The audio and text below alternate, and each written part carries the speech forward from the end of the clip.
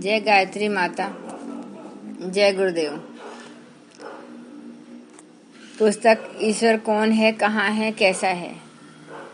इसमें आगे गुरुदेव जी लिखते हैं, एक कोरियाई नाटा दुर्बल पहलवान अमेरिका गया और उसने वहां के नामी गिरामी पहलवानों को चुनौतियां देनी आरंभ कर दी। आखिरकार एक दंगल आयोजित किया गया जिसमें अमेरिका के तत्कालीन चैंपियन पहलवान डिकारियन के साथ कुश्ती का जोड़ लिखाया गया। दोनों जब अखाड़े में उतरे तो जनता ठठाकर हंस पड़ी।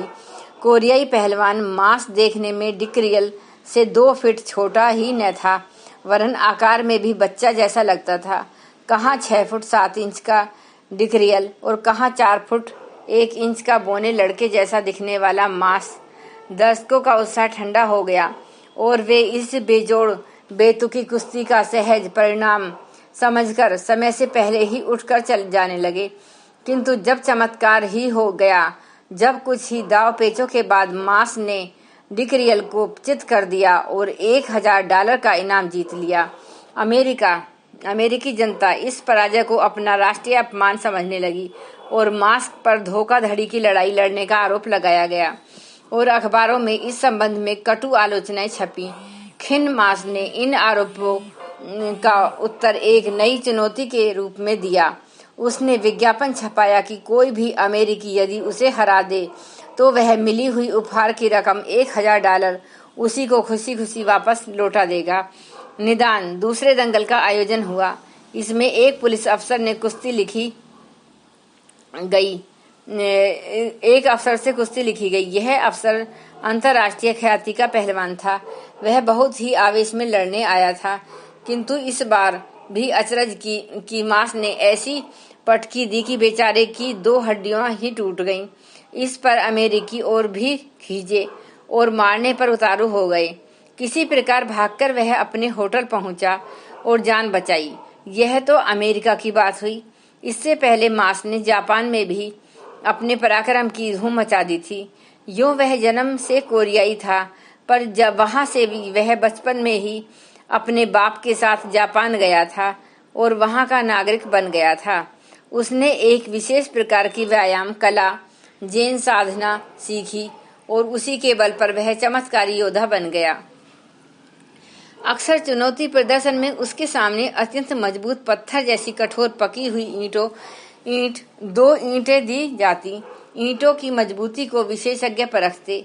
इसके बाद दोनों हथेलियों के बीच वह इन ईंटों को रखता और उंगलियों के खांचे भिड़ाकर इस तरह दबाता कि ईंटों का चूरा हो जाता। दर्शक अवाक रह जाते। एक बार जापान में उसे विचित्र प्रकार की कुश्ती का सामना करना पड़ा। हारे हुए पहलवानों ने मिलजुल कर उसे चुनौती दी कि वह सांड से कुश्ती लड़ने को तैयार हो। पहले तो वह आनाकानी करता रहा, पर पीछे जब चढ़ाया जाने लगा तो वह तैयार हो गया। इसके लिए एक अत्यंत क्रोधी और तिहरे मन भारी सांड विशेष रूप से तैयार किया गया और नशा पिलाकर प्राणघातक आक्रमण करने में प्रवीण बनाया गया। इस दंगल को देखने के लिए जापान के कोने कोने से लोग आए। डॉक्टरों और पुलिस वालों का एक विशेष कैंप लगाया गया। यदि मांस सांड की चपेट में आ जाए तो कम से कम उसकी मरणासन स्थिति में कुछ तो उपचार किया जा सके और लाश को तो यथा स्थान पहुंचाया जा सके। तब क्रुद्ध सांड को काबू करने का भी सवाल था। यह काम पुलिस ही संभाल सकती थी, सो भी सभी आवश्यक प्रबंध पहले से ही नियोजित कर लिए गए। मांस पूरी तरह निहत्था था। मुट्ठियां ही एकमात्र उसकी ढाल तलवार थी। लड़ाई आरंभ हुई। आक्रमण को पहले करने का अवसर प्रशिक्षित सांड को दिया गया। मांस अपनी जगह चट्टान की तरह खड़ा रहा। टक्कर खाकर वह उखड़ा नहीं, वरन घूंसे से प्रत्याक्रमण किया। घूंसा ऐसा करारा बैठा कि वह एक ही चक्कर में खाकर गिर पड़ा और वहीं ढेर हो गया। तेरे मन भारी उस महादैत्य सांड को एक ठिगना सा 2 मन से भी कम वजन का मनुष्य इस तरह गिरा सकता है। यह दृश्य लोगों के लिए आश्चर्यजनित करने वाला था।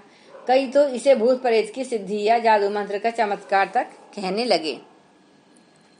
अपनी शक्ति का रहस्य बताते हुए मार्क्स अपनी योग साधना का वर्णन विस्तार पूर्वक किया करता था। उस प्रक्रिया का इतिहास बताया करता था। जापान में जैन साधना भूतकाल में भी बहुत प्रख्यात और सम्मानित रही है। बौद्ध धर्मानुयायी संत इसे अपने शिष्यों को बताते सिखाते रहे हैं। इस आधार पर मनुष्य न केवल आध्यात्मिक वरन भौतिक शक्तियां भी प्राप्त कर सकता है। जैन साधना को नट विद्या नहीं वरन विशुद्ध योगाभ्यास भी समझा जाना चाहिए। जापान की जुजुत्सु विद्या सागर भर में प्रसिद्ध थी। इसके आधार पर मनुष्य अपने से कहीं अधिक बलवान प्रतिद्वंदी को बात की बात में धराशायी कर सकता था।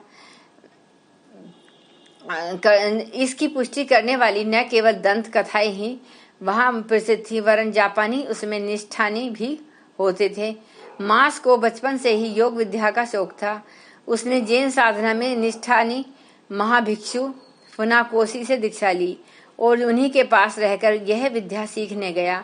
इस प्रयोजन के लिए उसने पर्वतों की निर्जन गुफाओं में डेरा डाला और बर्फ से ढकी कंदराओं में वनस्पतियां खाकर साधना जारी रखी। कई वर्ष बाद वापस लौटा तो उसकी जटाएं और दाढ़ी बढ़ी हुई थी।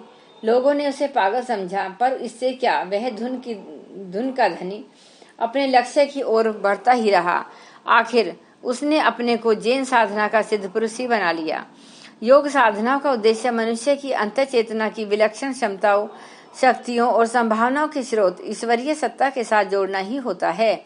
धर्म दर्शन के आस्तिकवाद के सिद्धांतों के अनुसार परमात्मा समान विलक्षणताओं और सभी संभावनाओं का केंद्र है। उससे संबंध स्थापित कर लेने पर मनुष्य इच्छित दिशा में विकास कर सकता है। इसका यह अर्थ नहीं है कि ईश्वर प्रसन्न होकर कोई इस तरह के वरदान अनुदान देता है, बल्कि ये शक्तियां तो प्रत्येक मनुष्य में बीज रूप से विद्यमान रहती हैं। साधनाओं द्वारा उन संभावनाओं शक्तियों का विकास भर किया जाता है। इन सिद्धियों के अलावा भी कई बार ऐसी विलक्षण घटनाएं देखने में आती हैं जिनसे किसी मानवेतर सत्ता की उपस्थिति विद्यमानता के संकेत मिलते हैं। द मॉडर्न रिव्यू कलकत्ता के जुलाई 1936 अंक में सर A.S. एड्रिगन ने लिखा है, हम नहीं जानते वह क्या है, पर कुछ अज्ञात शक्ति काम कर रही है। मैं चेतना को मुख्य मानता हूँ। भौतिक पदार्थों को गौण पुराना नास्तिकवाद चला गया। धर्म आत्मा और मन का विषय है, वह किसी प्रकार हिलाया नहीं जा सकता। इन सब उक्तियों के बाद भी आज का अर्धराध और पाश्चात्य सभ्यता से प्रभावित समाज चेतना को मानने के लिए तैयार नहीं, क्योंकि वह वस्तु स्थिति से अपरिचित है। आइंस्टाइन, जो विज्ञान का पारंगत पंडित था, मानता था कि सृष्टि में कोई चेतना काम कर रही है, पर तो भी विज्ञानवादी उसे मानने के लिए तैयार नहीं होते। तब वह कहना पड़ता है कि क्या यह घटनाएं भी आत्मा की उस मान्यता को पुष्ट नहीं करती जिनका विवरण ऊपर दिया गया है। लंदन के एक निवासी के संबंध में कुछ वर्ष पूर्व समाचार आया था कि 76 वर्षीय एक व्यक्ति की निद्रा 18 वर्ष की आयु में किसी रोग के कारण भंग हो गई थी और उसके बाद सारे जीवन अर्थात अपने 58 वर्षों तक उसे निद्रा नहीं आई। उस व्यक्ति के शरीर या मस्तिष्क में कोई रोग या असाधारण जैसा कोई चिन्ह भी परिलक्षित नहीं हुआ, अर्थात वह इतने वर्ष लगभग न सोने पर भी पूर्ण स्वस्थ था। स्पेन के वैलेंटीन मेडिना नामक एक और सज्जन हैं जिन्होंने पिछले 62 वर्षों से सोना तो क्या झपकी भी नहीं ली थी। उन्हें भी याद नहीं कि उन्होंने कभी जम्भाई ली है। वे 24 घंटे काम करते हैं। अर्नेस्टो के मैड्रास के कृषि फार्म में वे पहले 16 घंटे हल चलाते, निकाई करते, जैसे शेष 8 घंटे चौकीदारी करते। जहां एक मजदूर कुल 8 घंटे की मजदूरी कमाता है, वहां सिर्फ वैलेंटीन 3 पाली काम की मजदूरी प्राप्त करते हैं। वे प्रतिदिन 2 बार नाश्ता और 4 बार भोजन करते हैं। थक जाते हैं तो उनके लिए बैठकर थोड़ा आराम करना काफी है। सोते हैं तो वे ही नहीं, उनके पास आज तक सोने का कोई बिस्तर भी नहीं है। आज के लिए बस इतना ही। अब एक बार गायत्री मंत्र का उच्चारण करते हैं। ओम भूर्भुवः स्वः तत्सवितुर्वरेण्यं भर्गो देवस्य धीमहि धियो यो न प्रचोदयात्। जय माता दी।